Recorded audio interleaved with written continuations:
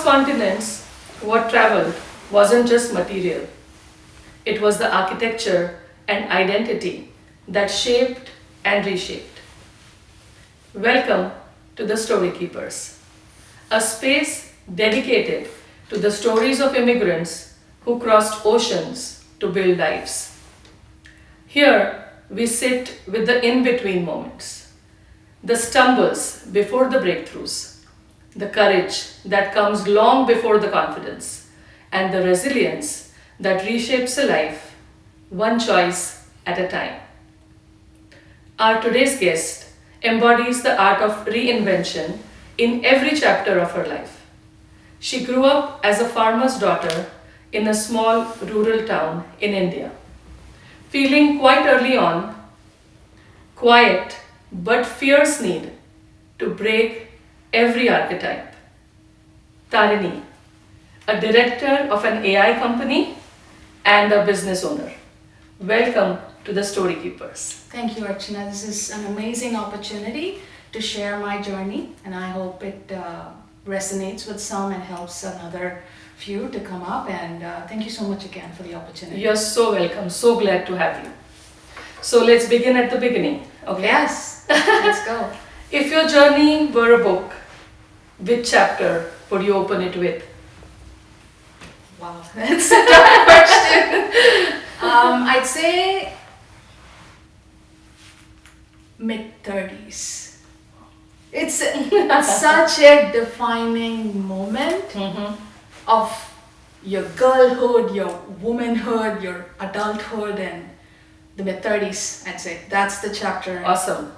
Were you already here in the US in your 30s? Yes. Awesome. So I want you to go back to that moment, that particular day. Do you remember the day or the moment when you decided as an individual or as a family that you are going to leave your country and come to a totally different land? I think that was sometime August of 2015. Yeah.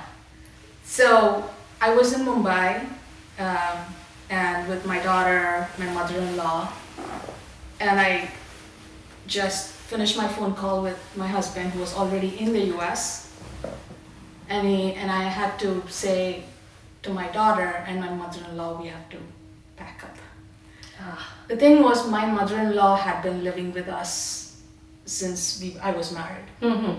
And I think what I felt was more for her than the rest of the journey that I was going to have. I don't know, I think it's always the moment where you feel for the other person more than the moment that you are in and enjoying the moment. It's more like, oh my God, what my mother-in-law is gonna do, right? Yeah. So it took me a couple of hours to really realize, okay, I'm gonna leave my father and mother, and then I have to leave my job, which I was actually doing so good in that job. And I have to restart everything that I have learned in India, I've built in India. I didn't know shit about cooking. Because my mother-in-law is with me. I said, own the kitchen, that's your territory. I didn't know oven. I didn't know cleaning. Yeah, such basic things. I didn't know driving though. Of course. So did the acceptance come right away when you decided, or you just now said that it took a while for you to, so when did the acceptance come in? That, okay, this is the reality and this is what we are going to do. Were these two different moments? Yeah. Like making a decision and actually accepting, you know what I mean? Yeah. I think the decision was already made. There's no point, there's no question. The reality struck 6 months after moving to the United States. Wow. Okay. That was like, oh my God. That was tough. Do you remember the first day, like at the airport, that drive from the airport to your maybe apartment? Yeah. I do. It was, I think, around 1 p.m. It was a cute little town suburb in Chicago called Glenview. We decided to move into an apartment, and the town was a very cute town, and I was just looking at how green it was, and and the thing that struck me was driving. Like, why are people sticking to their lanes? Why is nobody honking? Why is nobody turning the way they want to turn? What is the right of the way? Those things were like, so like I said, it really struck me. The reality struck me 6 months in. Because you don't think of things when, hey, here's the visa, here's the plane ticket, go, right? You don't think of things like that. Of course. But when it happens, you take it at the stride of it, right? And then you go from there. Certainly. And then your daughter must be around 9, 10 at the time? Yeah. How did you tell her? Because she being a part of your family and she being at such a tender age where she must have had her friends back home. Right. So how did that happen? Instant. I am a very direct person. And she's a child who's had so many changes in her life. We were in Bangalore. In Bangalore, we made her change 2 schools. Then we moved to Mumbai. She changed 2 schools in Mumbai. And then say, hey, we're going to change another school, except it's not going to be here, it's going to be in the US. So she was, I think, excited. And as a child, I like change. She adapts to change. So yeah. That's something about children, right? Yeah. I mean, we think a lot. We overthink sometimes. Yeah. But for them, it is a matter of survival, and they most often than not are very good with it. So when you come from a so-called privileged kind of a life in Mumbai, where you had your mother-in-law with you, maybe help, like driver, and then the person who would come and cook and then clean and all of that, to that first month in the apartment where you realize that this is all on me. What was the learning and how did you kind of navigate the whole situation? Any particular experience that you can share with us in the early 6 months? Yeah, the thing is, Archana, I've always worked. Since the time I finished my college, I haven't had a day without a job. Even if I did, it was a conscious break for me to recalibrate my career. But having to be in the US and waking up to send your daughter to school, which is something I was always doing, but then having to do nothing after that was a big challenge. I am a person who cannot sit and do nothing. Okay? If there is a competition to say sit and do nothing, I will be the first one to lose. Okay? So what I did in that 6 months while I was waiting for EAD to start working, actually I started building a software. It was crazy. I started building a software. I did not even know what is going to happen. I just took $25,000 from my husband. I hired a few people. Didn't hire. I mean, I asked a few friends to say, hey, can you work with me? We worked together. I was like, this is a great experience, but this product is shit. It's not going to do anything. So sitting idle, not my cup of tea. I did learn how to use the oven. Not bad. Yeah. That's a win. I did know how to clean the bathroom where you can't put water. You got to keep it dry. This is so funny. I did learn how to drive as well by myself. I didn't have to go to driving school. And I remember I passed the driving test. I got the driver's license. I took my car from the parking lot and I came out. I can see the expression. Yeah, I'm like, okay, something else is coming after this. I got hit. Oh my God. I got hit. The same inspector who actually passed me, standing there. And then he was like, okay, I just gave you the license. Yes. So do you know what happened? I said, no, I don't know what happened. This is called right of the way. And like, what the hell is the right of the way? They have the right of the way. The people who come straight have the... Well, I was already there. Nobody's going to stop for you, my dear. That is the story. Wow. No one's going to stop for you. That's true. That's true for everything and anything in your life, right? Right. You have to find a way. Awesome. The first 6 months, as you said, you were trying. You were not used to not working. So how did the first job come by? And Love that story. okay, Seriously, all love that yours. story. When I was working in India, the company actually was bought out by another company in the US.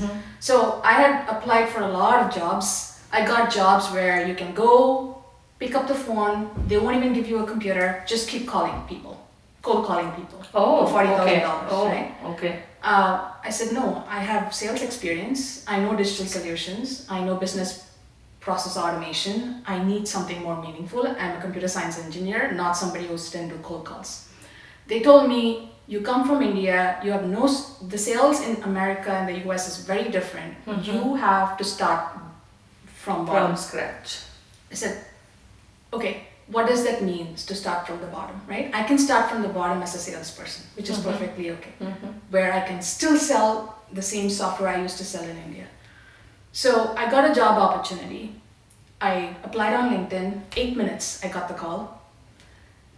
This is a interview I will never forget. So the manager who hired me, we were having a conversation and he got a phone call and he kept on getting the phone call. He took up the phone and he threw it out.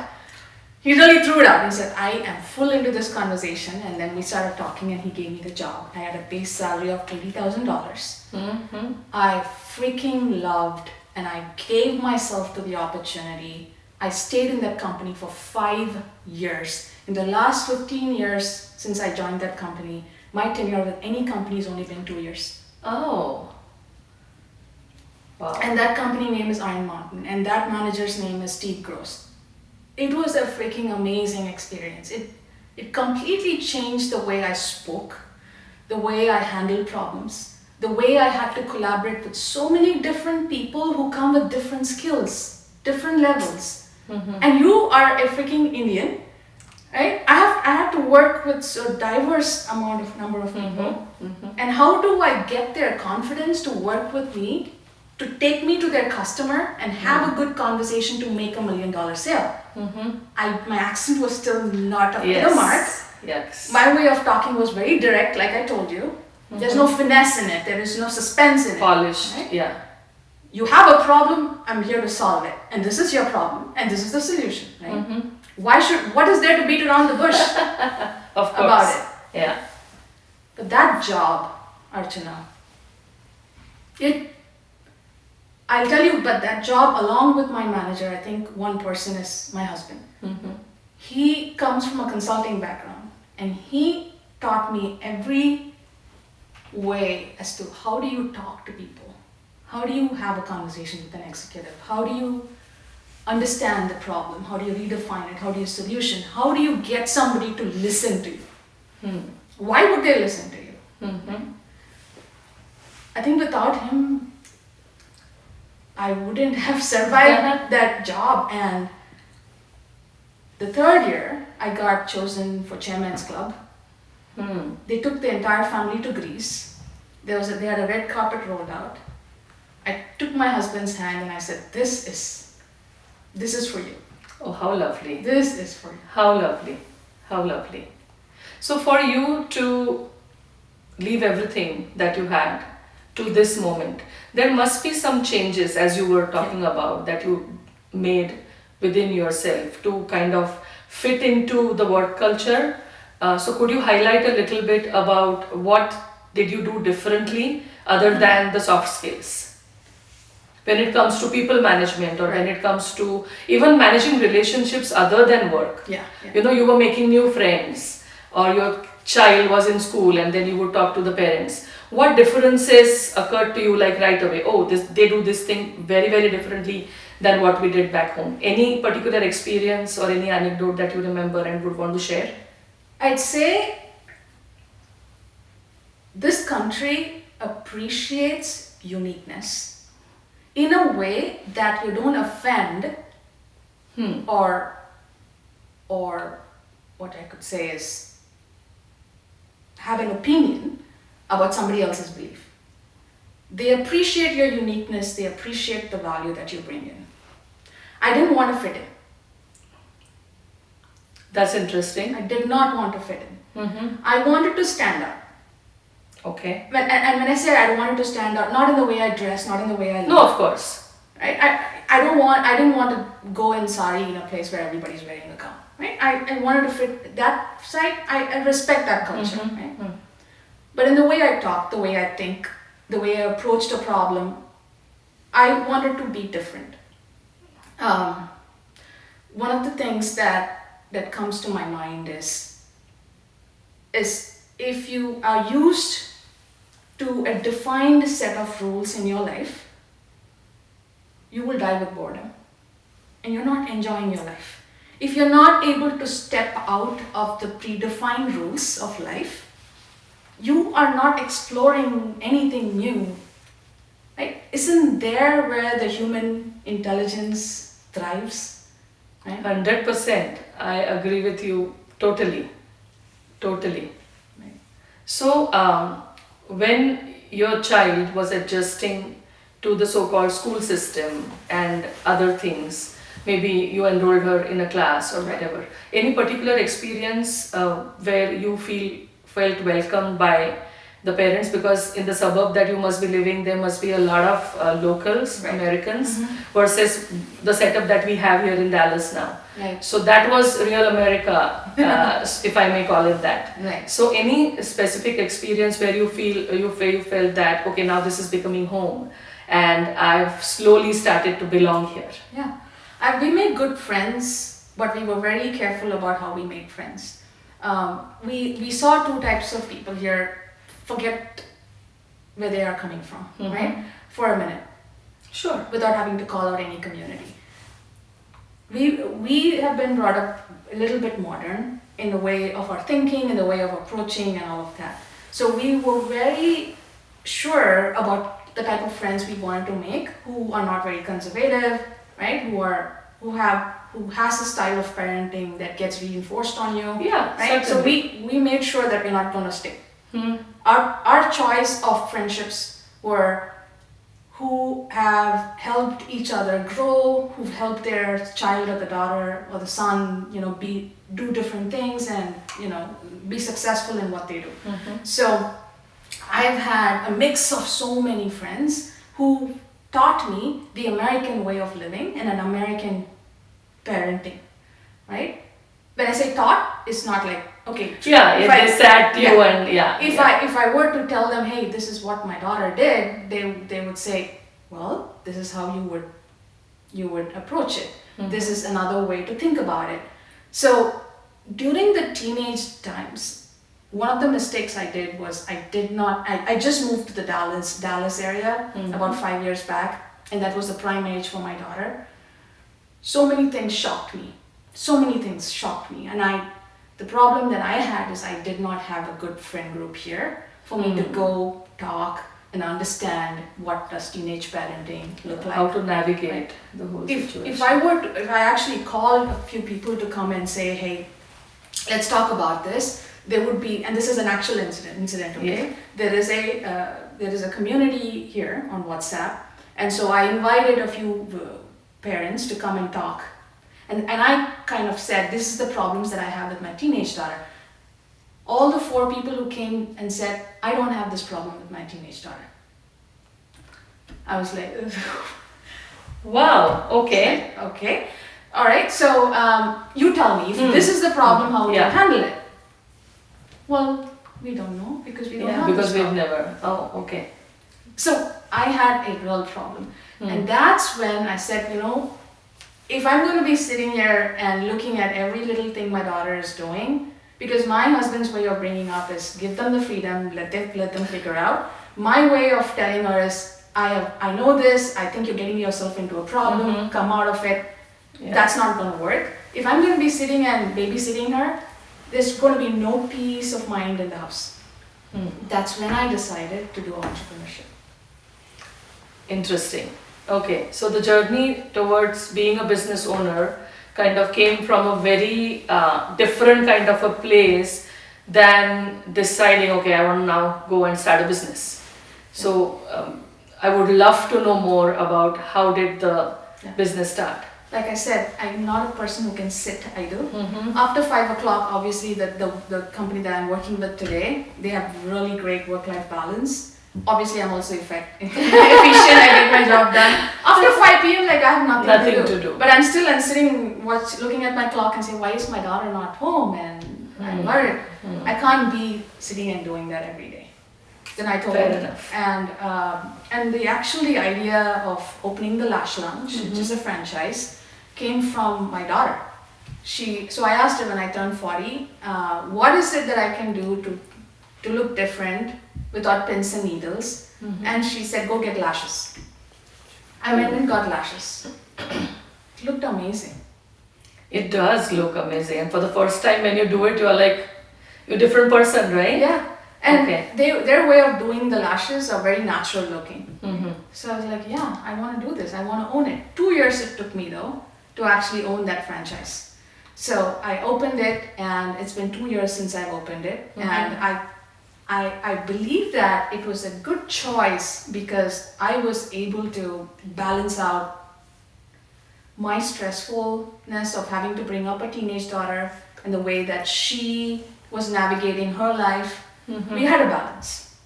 Okay. I was not babysitting her every evening. So you had something else to do, something else to look forward to, wherein you could then, maybe give her that choice and the freedom because you had something else to do with your own time. Right.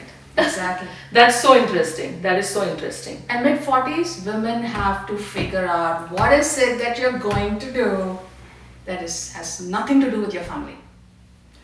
I agree. I agree. With yourself. What are you going to do with yourself?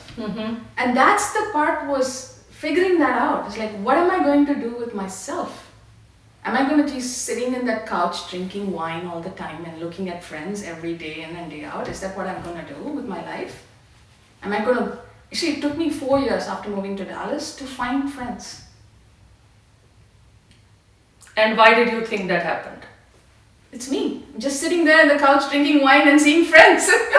You didn't put yourself out there or didn't feel the need to do so? Are you that kind of a person? Do you share a lot, or are you kind of an introvert when it comes to talking about what you're going through? Or do you seek help? Sometimes I am introvert because I'm scared that people will judge me. Okay. But then I have decided in the last 2 years, right? I'm 44 years old. I don't care what you think. I really don't care what you think, right? But I make the right conversations with the people that I think deserve to know what they need to know, right? Okay. And people who think they don't deserve to know, I can absolutely choose to be an introvert. I don't have to share everything, right? But I did not step out to go find friends. I was there is a time in your 42, 43, you're kind of stuck in life. Freaking hate it. Seriously hate it. Is there something that you haven't shared with anybody, some kind of a struggle or something that you were going through, and you would want to maybe throw some light on that? Like something that you would want all of us to kind of know and navigate? In your mid-40s, or whatever age you are, doesn't matter, right? Happiness comes only within yourself. You cannot depend on your husband to give you happiness, to help you find happiness. There is a relationship. The more you stress them out, it's going to stress you out, it's going to stress out the relationship, it's going to stress everything, every element in the house. And that was what I was stuck when I was 42, 43.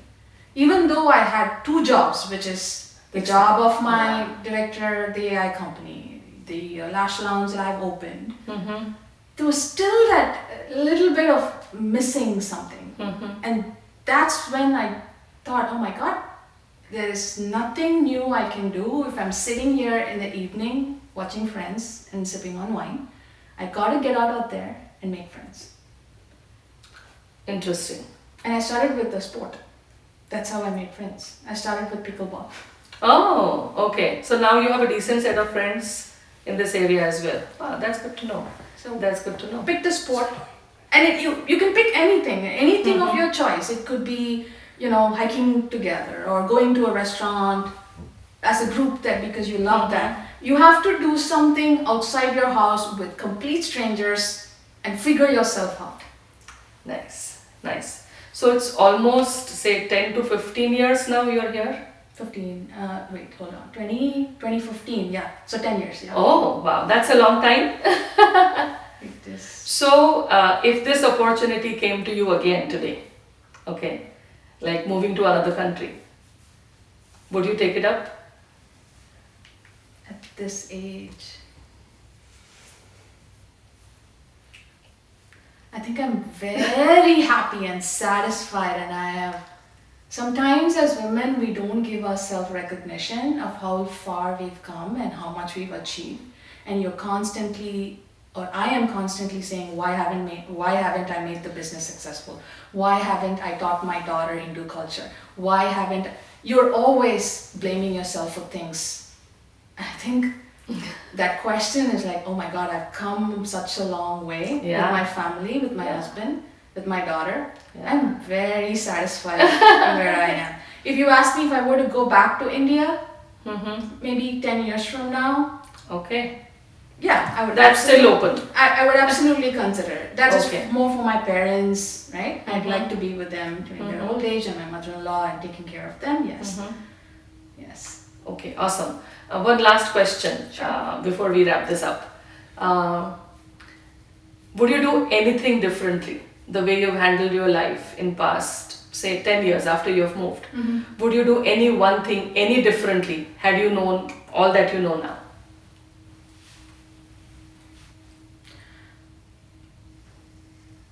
I would have rethought my entrepreneurship by choosing a industry that can survive economic downtime. Okay. Anything on the personal level as far as your relationship with yourself or with your family goes? I would have loved to spend time with my daughter and not be angry at her all the time. Oh. and that's the part I regret. Like, why was I angry?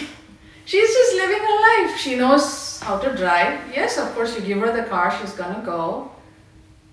I wish I had more patience.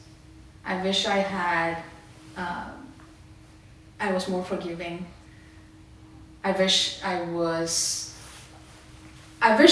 more self-aware of what emotional needs that I need and go find it somewhere else and not be dependent on my daughter or my husband for making me emotionally dependent. Wow. That's something, right?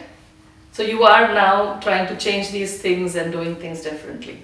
Yes. How lovely. How lovely. Thank you so much, Tarani, for coming to our show and sharing your inner self, your core. And this is the Storykeepers for you. I hope all of us learn something with her story, and see you again on the other side. Thank you so much.